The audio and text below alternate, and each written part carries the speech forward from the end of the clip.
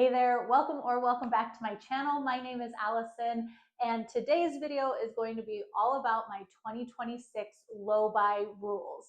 So in 2025, I did my first full year of a Lowbuy. I have other videos on this channel that I will link down below of lessons that I learned, of tips and things that I wish I knew before I started on my 12-month journey of doing my very first Lowbuy. So be sure to check those out if you are interested in doing a Lowbuy, because I am a huge fan of it. It has been so helpful, and that is why I am back again doing a whole other year in 2026 with some updates to my rules. After doing it for a full year, I have seen a lot of benefits on my bank account, but also just my own mental well-being, taking more time off of mindless shopping, mindless scrolling, doing things that I want to do in my life, like being outside, reading books. Like, there's so many intangible and tangible benefits of doing a Lowbuy. In this video, I'm going to share with you how I'm setting it up, and I hope that you will subscribe if you are interested in intentional living, Lowbuy, conscious consumerism. If any of that sounds interesting to you, I'd love for you to subscribe and follow along as we go on this year 2 of a Lowbuy journey. Just a quick little recap of my 2025 Lowbuy in case you haven't been following along and you're curious. I gave myself $125 a month in my Lowbuy budget, a total of $1,500 for the entire year. And my Lowbuy budget was just on my own personal spending. So not all household expenses, because my personal spending is really what I wanted to get a better handle on. Throughout the year, I only had 1 month that I overspent out of those 12 months. So I made a mistake, I overspent. I have a whole story time video on that if you're curious. Out of the 12 months, 9 of the months, I actually had money roll over into the next month, because how my rule goes is if I don't spend my whole budget, the money rolls over. And I ended the year with spending $1,275. $225 I did not spend last year by putting myself on a Lowbuy. That was definitely a surprise, because there were some months that I felt like I had no money when I really wanted to buy things and be shopping. And then other months I spent like $25 at the thrift store for the entire month. It was really a wild journey. I have, again, other videos on that, but that's sort of the recap of how I spent and what I spent in 2025, in case you are curious. Now, the first thing you have to have, obviously, on a Lowbuy is you got to have a budget. Unlike a Nobuy, you are spending money, you are learning the habit of how to be a conscious consumer, how to track your spending. So it's really important that you set yourself a budget. And in this year, in 2026, I'm increasing my budget from $125 a month to $150 a month. So this year, I'm going to give myself $1,800 that I can spend throughout the entire year. I only get that in chunks of 1 month at a time in $150. Now, what I found very useful last year that I am repeating this year is I cannot go spending future months' money. If I come to March and I really want to buy and spend $300, I only have $150.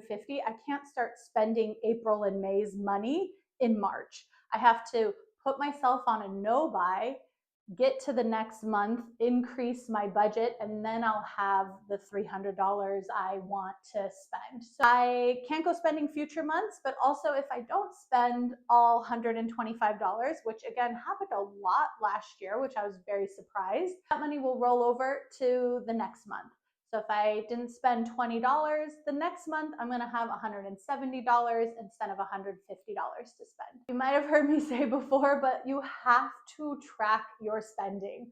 When we measure and track certain behaviors and habits, especially when they're a new habit that we're trying to build that muscle of, it teaches our brain that this is important. This is what we want to pay attention to.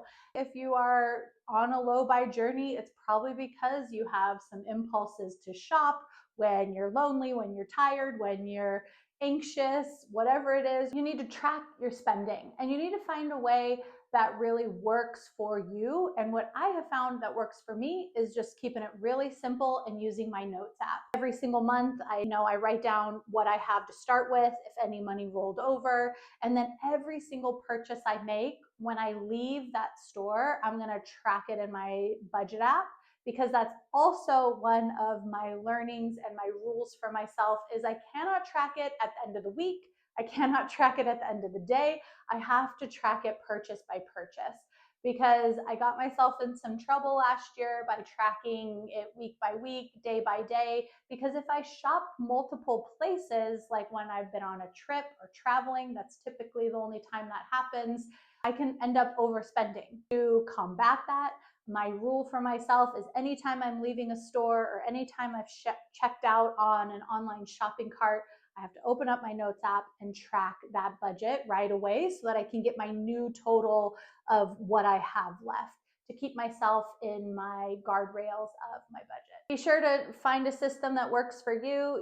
Tracking your budget is super important. If it's Excel, if it's Google Sheets, or if it's just keeping it really simple, especially if you're just doing personal spending tracking. A new rule of mine that I did not have in place last year, but I'm putting in place this year, is if I overspend my budget, I am going to pay a penalty to myself into my savings account of $50, and that $50 has to come out of a future month's Lowbuy budget. If for some reason I overspend $150, I need a consequence for myself to keep myself accountable. Even though last year I only made a mistake once, I didn't have any systems in place of like, well, what do I do now? Staying the course and staying accountable to my Lowbuy was really important to myself, and I'm really grateful that I didn't just like give up. Even if I mess up, I'm gonna keep going, gonna make it through the whole year. But I wanted a rule that had carried some consequence of, if I overspend my budget, let's say in the month of February, I overspend, it doesn't matter by how much, $1, $50, not only do I then lose the money that I overspent in the next month. So let's say I overspent by $50 in February. Come March, I would only have $100 of my Lowbuy budget to be able to use. I wouldn't get $150 in March. But on top of that, I have to use from my Lowbuy budget to pay myself into my savings account. So I'm gonna have to pay a $50 fee of overspending my Lowbuy budget. So there's actually two mechanisms that will click into place if I overspend my budget this year. Not planning on it, but if it happens, I have a rule in place. This year in my Lowbuy, I have a rule for myself that I have to wait 2 days or 48 hours on any online shopping cart before I check out. This last year was one of the most, I think, impactful things besides tracking my budget, waiting on my cart. Last year, I waited 3 days. It is so important to wait on your cart, especially if you have found that things just trickle into your house. You need some household items for Amazon and you throw in something for yourself that isn't really like needed for your house. Waiting on your cart is so helpful. I read a really helpful book last year called Dopamine Nation. It talks all about like our dopamine receptors in our brain, and actually that online shopping, the hit of dopamine comes from buying, not actually from receiving it at your house 2-3 days later. That is not where you get all the good feelings of rush that you get that we're looking for when we're shopping. It's actually from the clicking, like the buy now, add to cart, checking out. When I made myself last year start to wait on my cart, so helpful for a lot of reasons. So this year in 2026, I have to wait 2 days. In those 2 days, it gives me time to check in on my budget. $150, it's not a lot of money, especially in 2026. Everything just getting more expensive. It allows me to check in, like, is this something I really want to spend, my minimal amount of dollars on? Yes, no. How do I feel about that? Okay, yes, it is something I really want. I've thoughtfully thought about it. I can go in and look in my closet. Do I really need another pair of shoes? Do I really need another tank top? Whatever it is, you can go and like assess what you actually have in your home and take some time to look at what I have.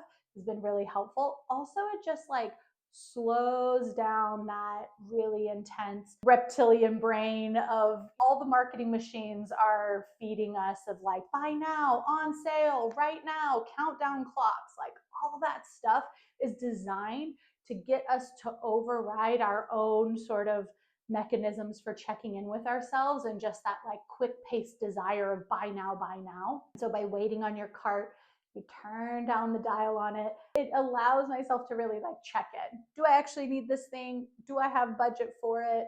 And when I go to make the purchase, I'm in a more even state. Waiting on my cart, super helpful. The last one is I found that it is helpful to just have some categories that I'm not buying or numbers of categories that I can buy. There's just so much decision fatigue that comes with shopping. And when you're putting restrictions on yourself like you are with a Lowbuy, there's a lot more decisions to make, right? Instead of just assuming that you don't really shop that much, you are tracking it. You have set yourself a budget. You have rules of how much you can spend every single month. That's what I have done and found, again, success with. But it means there's a lot more decision making that I have to make with every single purchase. I can't just like assume like, oh, I don't really shop that much. It's not really a big deal to buy another, $15, $25 candle. No problem. Like there's when you are tracking it and you're really assessing how much you spent at the thrift store, how much you spent at that little shop on vacation, you really can notice where your money is going, which is really helpful. But what I found is that just having some clear not buying, only buy this much, just takes some of that burden off of the process of being in a Lowbuy. So for me, some of those are I'm not buying any backups when it comes to hair care, skincare, or body care products. These are things that I absolutely love to buy. It is something that I created quite a plethora of and have started a Project Pan because of a lot of my overconsumption with skincare and body care and hair care. I love all natural, like non-toxic, clean beauty. I've been buying these types of products for over a decade, and I genuinely love my skincare process and my hair care and all of that. So it's something that's really enjoyable for me, but I know that I have a tendency to overbuy. So I can't buy any backups. That means like when the cleanser is gone, I can buy another cleanser. I'm not buying more shampoo and conditioner because I got a really good ad that's like, it's so great for natural hair and grows and blah, blah, blah. Like not succumbing to that marketing because for me, I just know, oh, I'm not allowed to buy any backups. I already have shampoo and conditioner in my sink. So then again, that's that decision making that I don't have to like and be like, well, should I buy it? I do have budget. Do I have budget? Can I buy it? It's like I just set these clear rules for myself, no backup products when it comes to those three categories. And so then I can just take off that like decision making burden. And when I see those ads and my brain lights up of like, ooh, I want that kind of beautiful, thick, shiny hair, like maybe I need to buy it. I'm like, oh no, I'm not buying shampoo and conditioner right now. Keep scrolling. So that has been a very helpful rule for myself. So I am definitely continuing it. Change from last year to this year is last year I wasn't allowed to buy any purses or any shoes because these are categories that I genuinely, again, I love to shop for. I think they're so fun and can really like make a whole outfit. This year though, I'm setting numbers, opening up the parameters a bit and allowing myself to buy up to 2 pairs of footwear and 2 purses if I find things, at the thrift store, vintage shop, or brand new, doesn't matter. But I'm allowing myself to buy some of them, but still putting some guardrails on myself so that I don't go overboard. And lastly, I am making a full list of 10 things that I am just not buying in 2026 to help with this decision-making fatigue. I will make another video on that. And if it's already posted, I'll link it down below, or it'll be my next video that comes out. But again, last year I made a list of 25 things I was not buying for my first year out the gate. And so I really needed a lot of rules and guardrails to help keep myself successful. But this year I feel like I'm making myself a list of 10 things I'm not buying, which I just know is going to help me again with that decision making. So when I'm out shopping or when I'm looking online, I just have clear yeses and nos on how I can spend my budget. All right, so those are my 2026 low buy rules. I would love to know, are you doing a low buy? Are you on a no buy? Let me know in the comments below. I would love for you to follow along. I'm definitely going to be sharing a lot about my low buy journey and conscious consumerism and just living more intentionally, taking back our time from screens and mindless shopping and mindless scrolling, that we can live our lives with a lot of intention and not just be pulled by the whim and the fancy of algorithms and marketing. If any of that sounds interesting to you, I'd love for you to subscribe. And if you are starting out on a low buy journey, definitely check out this video. I made it for you of all the things that I wish I knew before I started out on my first year of a low buy. I think you'll find it really helpful. And I hope you have a really great day. Bye, everyone.